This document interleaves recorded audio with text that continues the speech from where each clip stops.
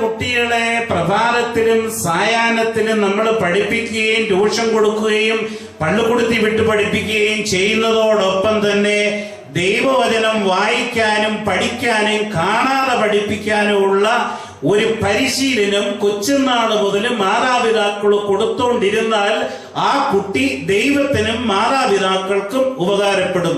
വലത്തേക്ക് ഉയർത്തി ഹല്ലേലൂയ. ഇന്നത്തെ പത്രമാധ്യമങ്ങൾ കുഞ്ഞു ഹൃദയങ്ങളെ വഴിതെറ്റിച്ചുകൊണ്ടിരിക്കുന്ന ഒരു കാലഘട്ടമാണ്. അവരുടെ ഫേസ്ബുക്കും അവരുടെ വൈഫൈയും അവരുടെ മൊബൈൽ ഫോണും എല്ലാം ഇന്ന് ലോകത്തിന്റെ മായകളിലേക്ക് മാടി വിളിച്ചുകൊണ്ടിരിക്കുന്ന ഒരു സാഹചര്യമാണ്. അവിടെ ദൈവത്തിന്റെ വചനവുമായിട്ട് അഭേദ്യമായിട്ടുള്ള ഒരു ബന്ധം ഈ കുട്ടിക്ക് ഇല്ലാതെ വരുന്നു എന്ന് വരികിൽ എപ്പോ ആ കുട്ടി മാതാപിതാക്കളിൽ നിന്ന് അകന്നുപോയി എന്ന് കൂട്ടിയാൽ മതി. സഭാത്മക ജീവിതം നയിക്കുന്ന മാതാപിതാക്കളെ സംബന്ധിച്ചിടത്തോളം ഈ ദൈവവചനത്തിന് അവരുടെ കുടുംബത്തിൽ ശക്തമായ ഒരു പ്രാധാന്യം കൊടുത്തിരിക്കും. സഭാത്മക ജീവിതത്തിൽ ജീവിക്കുന്ന ഒരാളിന്റെ ഒന്നാമത്തെ പ്രത്യേകതയാണ് എഴുതപ്പെട്ട ലിഖിത രൂപത്തിലുള്ള വിശുദ്ധ ബൈബിള് ജീവിതത്തിന്റെ ഒരു അടിസ്ഥാന ഘടകമായി മാറുകയും ആ ദൈവവചനവുമായിട്ട് അനുദിനം ബന്ധപ്പെട്ട് ജീവിക്കുന്ന ഒരു കാഴ്ചപ്പാട് സംജാതമാക്കി തീർക്കുകയും ചെയ്യുക. രണ്ടാമത്തെ സഭാത്മക ജീവിതം നയിക്കുന്ന ഒരാളിന്റെ പ്രത്യേകതയാണ് സഭയുടെ പാരമ്പര്യം ദൈവനിവേശിതമായിട്ട് അംഗീകരിച്ച് സഭയുടെ പാരമ്പര്യത്തിന് അനുസൃതമായി ജീവിതം ക്രമീകരിക്കുക.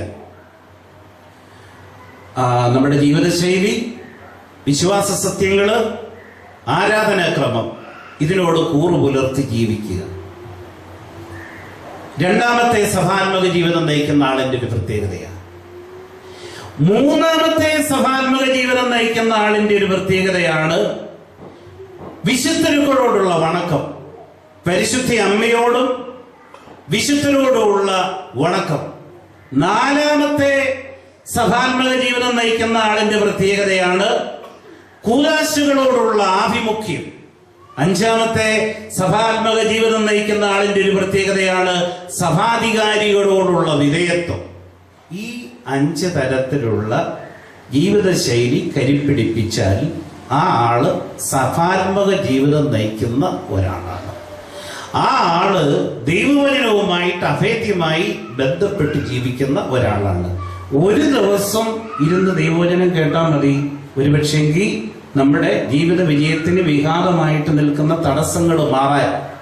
ഒരു ദിവസം നമുക്കതൊരു അനുഭവമായി മാറിയാൽ പിന്നെ എന്നാളും നമ്മളിത് നടത്തിക്കൊണ്ടിരിക്കും. ഒരു ഉദാഹരണം പറഞ്ഞാൽ, ഈ ചെറക്കടവിൽ താമസിക്കുന്ന ഒരു സാറ് റിസർവ് ബാങ്കിന്റെ മാനേജരായിട്ട് റിട്ടയർ ചെയ്തതാണ്. സാറിന്റെ രണ്ടാമത്തെ മകന്റെ കല്യാണം നടക്കുന്നില്ല, അതാണ് പ്രശ്നം. 80 പേരെ പോയി, 80 പെൺകുട്ടികളെ പോയി ഈ ചെറുക്കം കണ്ടു, കല്യാണം ഉറക്കുന്നില്ല. ആ സാറിന്റെ ഭാര്യ ഒരു ഹൈസ്കൂൾ HM ആയിട്ട് റിട്ടയർ ചെയ്തയാണ്. അപ്പൊ ഇവരോട് ആരോ പറഞ്ഞു, 80 സ്ഥലത്ത് പോയി പെണ്ണ് കണ്ടിട്ടും ഈ കൊച്ചിന്റെ കല്യാണം ഉറച്ചില്ലല്ലോ, നിങ്ങൾ ഒരു ദിവസം പോയി വചനം കേട്ട് പ്രാർത്ഥിക്കും. അപ്പനും അമ്മയും മകനും കൂടെ വചനം കേൾക്കാൻ വന്നു.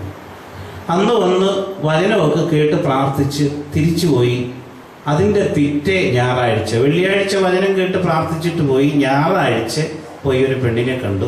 അത് ആ ധ്യാന കേന്ദ്രത്തിന്റെ തൊട്ടടുത്ത വീട്ടിലെ ഒരു പെണ്ണ്. ഞായറാഴ്ച പോയി ഒരു പെൺകുട്ടിയെ കണ്ടു. 15 ദിവസം കൊണ്ട് ആ കല്യാണം നടന്നു. അന്ന് മുതൽ ഇന്ന് വരെ ഈ സാറും ഭാര്യയും ഈ മകൻ ഇപ്പൊ അടുത്ത കാലത്ത് ജോലിക്ക് വിദേശത്തോട്ട് പോയി, അന്ന് വരെ എല്ലാ വെള്ളിയാഴ്ചകളിലും വന്ന് വചനം കേൾക്കും. ഈ വചനം കേട്ടാൽ തന്റെ ജീവിതത്തിൽ എന്തൊക്കെയാണ് വരാൻ പോകുന്നതെന്നും വന്നതെന്നും ഒരനുഭവം അവരുടെ ജീവിതത്തിൽ വന്നു കഴിഞ്ഞപ്പോ അവർക്കത് ഒഴിച്ചുകൂടാൻ പറ്റിയില്ലാത്ത ഒന്നായിട്ട് മാറി. വലത്തേക്ക് ഉയർത്തി ഹല്ലേലൂയ. ദൈവവചനം വായിക്കുന്നവരും കേൾക്കുന്നവരും പാലിക്കാൻ ശ്രമിക്കുന്നവരും അനുഗ്രഹീതരായി തീരും എന്ന് വചനം പറയുന്നത് വെറുതെ അല്ലെന്ന് മനസ്സിലാക്കണം. ഈ മണിപ്പുഴയിലുള്ളൊരു അമ്മാമ്മ ഈ അടുത്ത കാലത്ത് അച്ഛനോട് പറഞ്ഞൊരു സംഭവം. അമ്മാമ്മയ്ക്ക് 2 ആൺകുട്ടികളാണ് ഉള്ളത്.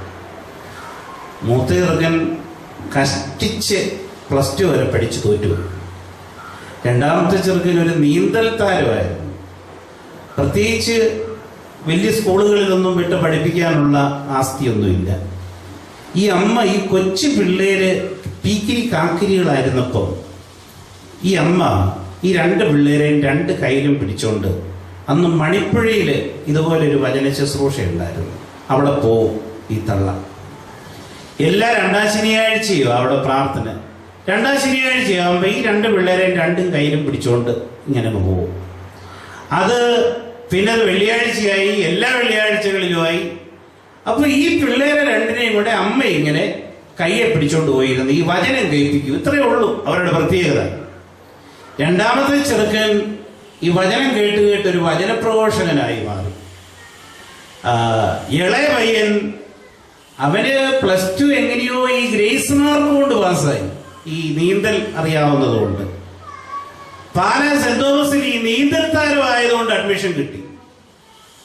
അവിടെയും തോറ്റുപോയി. പക്ഷേ നീന്തലിന്റെ ഗ്രേസ് മാർക്ക് കൊണ്ട് അവിടെയും ഡിഗ്രി പാസ്സായിച്ച് അവൻ വീട്ടിലോട്ടൊരു വെള്ളിയാഴ്ച പ്രാർത്ഥനയും കഴിഞ്ഞു വന്നപ്പോൾ ഒരു വഴിയിൽ നിന്ന് ഒരു അയൽവാസി ചോദിച്ചു പോലും, നിനക്ക് ബഹറിന് പോകാൻ താല്പര്യമുണ്ട് എന്നാൽ അടുത്ത ആഴ്ച പോവാൻ റെഡി ആയിരിക്കും. അവൻ പിറ്റേ ആഴ്ച ബഹറിന് പോയി. ഇപ്പം ബഹറിൽ ജോലി ചെയ്യുക. മൂത്തയാൾ ഒരു വചനപ്രഘോഷകനായി പോയി എന്ന് പറഞ്ഞില്ലേ. അവൻ UK ഒരു ധ്യാനത്തിന് ചെന്ന് കഴിഞ്ഞപ്പോ അവിടെ ഒരു നേഴ്സ് ഫ്രണ്ട് അവനെ ഇഷ്ടപ്പെട്ട് അവന്റെ കല്യാണം വന്ന് നടന്നു. അവനിപ്പോ UK മറ്റേനിപ്പം ബഹറിലും. അപ്പനും അമ്മയും പിള്ളേരെ വിളത്തി ഇപ്പം നാട്ടിലും ഉണ്ട്. ആ അമ്മച്ചി പറഞ്ഞത്, ഈ പിള്ളേരെ നല്ല രീതിയിൽ പഠിപ്പിക്കാനോ, ഈ പിള്ളേർക്ക് നല്ല വിദ്യാഭ്യാസം കൊടുക്കാനോ, ഈ പിള്ളേർക്ക് നല്ല ഭക്ഷണം കൊടുക്കാനോ ഈ 15 സെന്റ് സ്ഥലം കൊണ്ടൊന്നും സാധിച്ചിരുന്നില്ല. ആകപ്പാടെ ഞങ്ങൾക്കുണ്ടായിരുന്ന ക്രെഡിറ്റ് എന്ന് പറയുന്നത്, ഞാൻ ഈ 2 പിള്ളേരെയും കൊച്ചുനാള് മുതല് വചനം കേൾക്കാൻ വേണ്ടിയിട്ട് കൊണ്ടുപോകുമായിരുന്നു. അതവർ പ്രായമായി കഴിഞ്ഞപ്പോഴും അവരവിടുത്തെ ശുശ്രൂഷകരായിട്ടങ്ങ് മാറി. അത്രയേ ഉള്ളൂ അവരുടെ ക്രെഡിറ്റ്. ഇപ്പോ അവരെ 2 പേരെയും ദൈവം രക്ഷപ്പെടുത്തി. ദൈവവചനം കേൾക്കുന്നവരും പാലിക്കുന്നവരും വായിക്കുന്നവരും അനുഗ്രഹീതരായി തീരും എന്ന് വചനം പറഞ്ഞത് ഈ അമ്മച്ചിയുടെ ജീവിതത്തിൽ നിറവേറി. വലത്തേക്ക് ഉയർത്തി ഹല്ലേലൂയ, ഇടത്തേക്ക് ഉയർത്തി ഹല്ലേലൂയ, 2 കരങ്ങൾ ഉയർത്തി ഹല്ലേലൂയ. ഇതൊക്കെ ഇങ്ങനെ സംഭവിക്കും എന്ന് ആ അമ്മച്ചി ഒരിക്കലും വിചാരിച്ചിരുന്നതല്ല. ആ അമ്മച്ചി ഇങ്ങനെ ചെയ്തുകൊണ്ടിരുന്നു, അത്രയേ ഉള്ളൂ. നമ്മുടെ ജീവിതത്തിൽ 365 ദിവസത്തില് ഒരു ദിവസത്തിന് 24 മണിക്കൂറുണ്ട്. ഈ 24 മണിക്കൂർ നമുക്ക് കിട്ടിയാലും നമുക്കൊരു 10 മിനിറ്റ് സമയം ദൈവവചനം വായിക്കാനായിട്ട് കിട്ടാൻ പാടാണ്, അല്ലേ? അല്ലേ? അത് സമയം ഇഷ്ടമില്ലാഞ്ഞിട്ടോ മനസ്സില്ലാഞ്ഞിട്ടോ അല്ല, സമയം തികയാഞ്ഞിട്ടോ. എല്ലാം ചെയ്ത് പറക്കി വരുമ്പോഴത്തേക്ക് പിന്നെ തൂങ്ങിപ്പോവും, ഉറക്കം തൂങ്ങിപ്പോവും. പിന്നെ വചനം വായിക്കാനുള്ളൊരു മൂടില്ലാതായി പോവും. ആഗ്രഹമില്ലാഞ്ഞിട്ടല്ല, സമയമില്ലാത്തത് കൊണ്ടാണ്. ഈ സമയമില്ല എന്ന് പറയുന്നവര് ഈ ദൈവവചനം കേൾക്കാനും വായിക്കാനും ഒക്കെ ഒരു 10 മിനിറ്റ് ഡെയിലി ഒന്ന് മാറ്റി വെച്ച് 10 ദിവസം ചെയ്തു നോക്കണം. 11ാം ദിവസം മുതൽ അവർക്ക് സ്വയമേ സമയം കണ്ടെത്താൻ പറ്റും.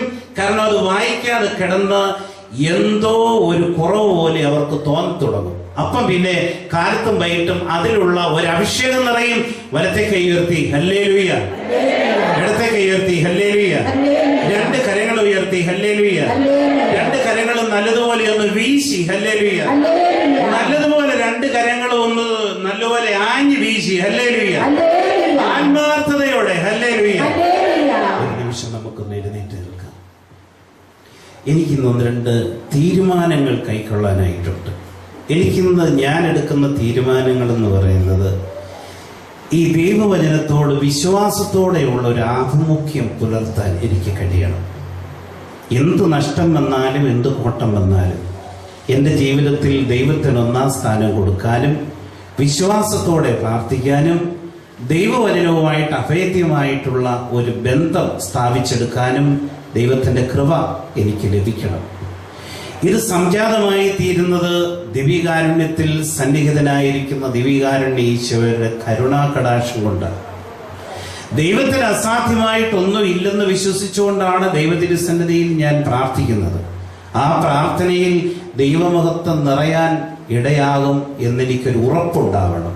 ഈ കപ്പാടെന്ന് പറയുന്ന സ്ഥലമുണ്ട്, ഈ കതിരപ്പള്ളി അത്രയുള്ളൊരു പള്ളിയാണ്. അവിടെ 28 വയസ്സ് വരെ മിണ്ടാനും കേൾക്കാനും സാധിക്കാത്ത രാജീവ് എന്ന് പറയുന്ന കപ്പാടിടവക്കാരനൊരു പയ്യന്. അവൻ ഒരു ദിവസം വന്നിരുന്ന് വചനം കേട്ടു. അവന് വേണ്ടി പ്രാർത്ഥിച്ചു കഴിഞ്ഞപ്പോൾ അവൻ ആദ്യം ചിരിച്ചു, പിന്നെ മിണ്ടി, പിന്നെ കേട്ടു. ഇപ്പൊ മൊബൈൽ ഫോണിലൂടെ ഈ രാജീവ് സംസാരിക്കും. ഇപ്പൊ ഈരാറ്റുപേട്ടയിലുള്ള ഒരു സ്റ്റുഡിയോയിൽ രാജീവ് ജോലി ചെയ്യുന്നുണ്ട്. ഇപ്പൊ 29 വയസ്സ് കഴിഞ്ഞവര്. ദൈവവചനം കേൾക്കുക, വായിക്കുക, പാലിക്കാൻ ശ്രമിക്കുക. ദൈവവചനം ആസ്വദിക്കാൻ ഏത് അവസരം എനിക്ക് വീണ് കിട്ടിയോ അത് ഞാൻ പ്രയോജനപ്പെടുത്തണം. എൻ്റെ ജീവിതത്തിലെ തടസ്സങ്ങൾ നീങ്ങാനും എൻ്റെ ജീവിതത്തിലെ പ്രയാസങ്ങൾ മാറാനും ദൈവത്തിന് നിർദ്ദേശിക്കാനുള്ള മാർഗം ഇതാണ്. പുഞ്ചയിൽ ഉള്ളൊരു സ്ത്രീ ഒരുപാട് കടബാധ്യതകളും ഒക്കെ ആയിട്ട് ഇങ്ങനെ കരഞ്ഞുകൊണ്ട് പ്രാർത്ഥിക്കാൻ വരുന്നവർ. ഇവരിങ്ങനെ കരഞ്ഞ് പ്രാർത്ഥിക്കുമ്പോൾ ഇവരുടെ സ്ഥലമെല്ലാം ജപ്തി ചെയ്ത് സർക്കാർ ചണ്ടയൊക്കെ കൊട്ടി വെച്ചുകൊണ്ടിരിക്കുക. ഇങ്ങനെ ജപ്തി ചെയ്യുന്നതിന് 3 ദിവസം മുൻപ് അവരുടെ ബാങ്ക് അക്കൗണ്ടിൽ 7 ലക്ഷം രൂപ വന്നു. ഇപ്പൊ രൂപ വന്ന് കടം വീട്ടിയിട്ട് ഇപ്പം 2.5 വർഷം കഴിഞ്ഞ്. ഇന്നും ആ അമ്മാമ്മയ്ക്ക് അറിയത്തില്ല ഈ രൂപ ആരാണ് എൻ്റെ അക്കൗണ്ടിൽ അയച്ചതെന്ന്. വലത്തെ കൈ ഉയർത്തി ഒരു ഹല്ലേലൂയ പറയാവോ? ഈ പ്രതികൂല സാഹചര്യത്തിന്റെ മധ്യത്തിലും അവര് ദൈവവചനം കേട്ട് പ്രാർത്ഥിക്കുമായിരുന്നു. ഈ അവമരിയായിൽ ഞാനിരിക്കുന്ന സമയത്ത് ഒരു മുസ്ലിം സ്ത്രീ എൻ്റെ അടുത്ത് പ്രാർത്ഥനയ്ക്ക് വന്നു. ഒരു ആൺകുട്ടി, ഒരു പെൺകുട്ടി. ഇവരുടെ വന്ന് ചോദിച്ചത് ഇതാ, എൻ്റെ ഭർത്താവ് ദുബായിൽ ജയിലിൽ കിടക്കുക. എൻ്റെ ഭർത്താവിന് ഒരു നേരെ ഭക്ഷണമുള്ളൂ. ജയിലിൽ 2 നേരമെങ്കിലും ഭക്ഷണം കൊടുക്കാൻ എന്തെങ്കിലും ക്രമീകരണം നിങ്ങളുടെ ദൈവത്തിന് ചെയ്യാൻ പറ്റുമോ? അതൊരു വല്ലാത്ത ചോദ്യമാണ്. ഈ ചോദ്യം കേട്ടപ്പോൾ നമ്മളങ്ങ് മഞ്ഞളിച്ചിരുന്നു പോയി. ഇവര് പിന്നെ ചങ്കത്തിട്ടിടിക്കും, കുറച്ചു നേരം കരയും. എങ്ങനെയാ ജയിലിലായത്? 18 വർഷക്കാലം ദുബായി ജോലി ചെയ്തതാണ്. അവിടെ മദ്യം നിരോധിച്ചിരിക്കുക. ദുബായിക്കടുത്തുള്ള ഷാർജയിലാണ് താമസം. അതിനടുത്തുള്ള ദുബായിലും അലൈനിലും ഒക്കെ മദ്യം ആവശ്യം പോലെ കിട്ടും. ഇയാൾ അംബാസഡർ കാറിൽ പോയി ഇത് കൊണ്ടുവന്ന് ഷാർജയിലെല്ലാം വിതരണം ചെയ്യും. ഇതാണ് ജോലി. ഭാര്യയാണ് കണക്കെഴുത്തും പരിപാടിയൊക്കെ. ഹോൾസെയിൽ ബിസിനസ്സാണ്. ഒരിക്കൽ പോലീസ് പിടിച്ചു, ഇയാളെ ജയിലിലാക്കി. ക്വസ്റ്റ്യൻ ചെയ്ത് കഴിഞ്ഞപ്പം ഭാര്യയും പിള്ളേരും ഒക്കെ ഇതിനകത്ത് ഇൻവോൾവ്ഡ് ആണെന്ന് മനസ്സിലായി. അവരെ അറസ്റ്റ് ചെയ്യാൻ ഓർഡർ ഇട്ടു. അവർ ഉടുതുണിയോടുകൂടി മുണ്ടക്കയത്ത് വന്നു. മുണ്ടക്കയത്തായി ഇവരുടെ വീട്. ഉടുതുണിയുമായിട്ട് നാട്ടിൽ വന്നത്. അത് കഴിഞ്ഞ് കുറെ നാൾ കഴിഞ്ഞപ്പം ഒരു അറബിയും കൂടെ ഇയാളുടെ സെല്ലിനകത്ത് ഇട്ടു, മറ്റെന്തോ കുറ്റത്തിന്. ഈ അറബിക്ക് മൊബൈൽ ഫോൺ ഉപയോഗിക്കാം. അതുകൊണ്ട് ആ മൊബൈൽ ഫോണിലൂടെയാണ് ഭാര്യയെ വിളിച്ചിട്ട് പറഞ്ഞത്, എനിക്ക് ഒരു നേരെ ഭക്ഷണമുണ്ട്, ബാക്കി എല്ലാവർക്കും 2 നേരമുണ്ട്. ഈ ഒരു നേരം ഭക്ഷണം കൊടുക്കാൻ കാരണം ഇയാൾ കള്ളു വിറ്റത് ഒരു വലിയ കുറ്റമായി തീർന്നിരിക്കുന്നത് കൊണ്ടാണ്. അതുകൊണ്ട് 2 നേരമേലും പുട്ട് കിട്ടിയായിരുന്നേ മതിയായിരുന്നു. അതുകൊണ്ട് ഇവിടെ ഇങ്ങനെ എല്ലായിടത്തും പ്രാർത്ഥിക്കാൻ നടക്കുക, 2 നേരമേലും ഭർത്താവിന് പുട്ട് കിട്ടാൻ.